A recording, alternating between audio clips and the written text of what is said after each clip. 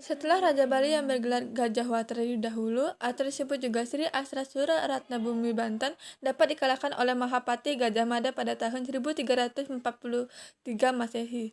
Maka Gajah Mada menempatkan para Arya yang mengiringi beliau di Bali. Patih kerajaan dahulu Ki Pasunggerigih tidak dibunuh dan sebagai imbalannya maka Ki Pasunggerigih diperintahkan untuk menyerang Raja Sumbawa dan Dadalanata. Keduanya terbunuh karena keduanya mempunyai kesatria yang seimbang.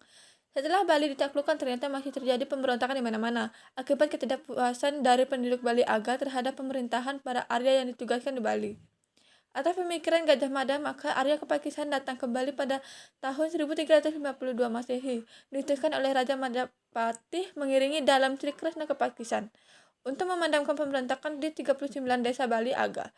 Satu persatu desa Bali Aga yang memberontak dapat ditaklukkan. Setelah berhasil beliau diangkat sebagai Patih Agung Kerajaan, mendampingi dalam Sri Krishna Kepakisan sebagai Raja Samprangan I.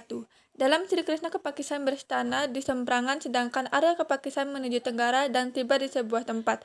Di tempat itu beliau menemukan sebuah kelapa besar yang bernama Nyuh Anya. Di tempat itulah dipilih sebagai tempat tinggal yang kemudian diberi nama Desa Nyuh Anya.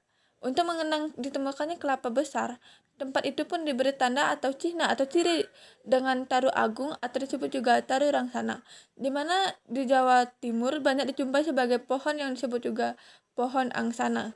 Taru agung tersebut mempunyai keunikan karena mempunyai getah yang berwarna merah darah seperti darah manusia. Karena keunikannya itulah taru agung tersebut dipilih sebagai tanda atau cina atau ciri yang dibawa dari desa Pakis asal Arya Kepakisan. Taru agung atau disebut juga taru arangsana tersebut hingga kini masih bisa dijumpai dan tumbuh subur di Jabapura Kawitan Arya Kepakisan.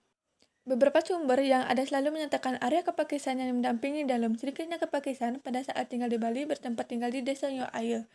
Beberapa sumber itu menyatakan dalam Sri Krishna Kepakisan berasal dari keturunan Brahmana, dijadikan ksatria oleh baginda Raja Majapahit dan Patih Gajah Mada. Beliau diiringi Arya Kepakisan yang ditunjuk sebagai Patih Agung. Demikianlah adanya sebutan Kepakisan pada kedua nama beliau yang berasal dari desa Pakis. Beliau dikukuhkan sebagai raja dan Mahapatih di Bali karena memang keturunannya ksatria. Beberapa sumber yang ada selalu menyatakan Arya Kepakisan yang mendampingi dalam Sri Krishna Kepakisan pada saat tinggal di Bali bertempat tinggal di desa Nyoaye. Beberapa sumber itu menyatakan bahwa dalam Sri Krishna Kepakisan berasal dari keturunan Brahmana, dijadikan ksatria oleh baginda Raja Majapahit dan Patih Gajah Mada. Beliau diiringi Arya Kepakisan yang ditunjuk sebagai Patih Agung. Demikianlah adanya sebutan Kepakisan pada kedua nama beliau yang berasal dari desa Pakis. Beliau di Raja dan Mahapati di Bali karena memang keturunan ksatria baru yang sebagai penguasa Bali. Itulah dijuluki dengan gelar Krishna Kepakisan. Demikian halnya Arya Kepakisan sebagai Patih Agung hingga kelak keturunan menjabat sebagai Perdana Menteri dan Sekretaris Kerajaan. Selanjutnya dalam Sri Krishna Kepakisan beristana di Samprangan dan Patih Baginda di Nyuh Anya, sehingga terkenal dengan sebutan I Gusti Nyuh Anya di masyarakat.